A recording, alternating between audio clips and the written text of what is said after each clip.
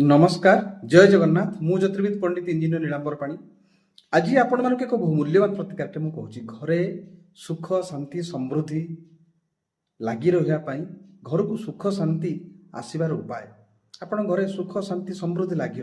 निश्चित भाव में परिवार प्रत्येक सदस्य हस खुशी दिन अतिबाहित करेंगे परस्पर भितर स्नेह ममता आंतरिकता निश्चित भाव में वृद्धि हो ये छोटिया प्रतिकारटे करंतु 11टी गोमती चक्र को एक सिंदूर डबारे पुराई आपण घर जेकोसी एक स्थान रखी दिंतु निश्चित भाव में से घरे सुख शांति समृद्धि आउ प्रति मुहूर्त खुशी रे प्रत्येक परिवार प्रत्येक माने परिवार प्रत्येक सदस्य निश्चित भाव में गृह सुख शांति समृद्धि बजाय रही प्रतिकारटा बहुत छोट किंतु प्रतिफलटा बहुत बड़ छोटिया प्रतिकारटे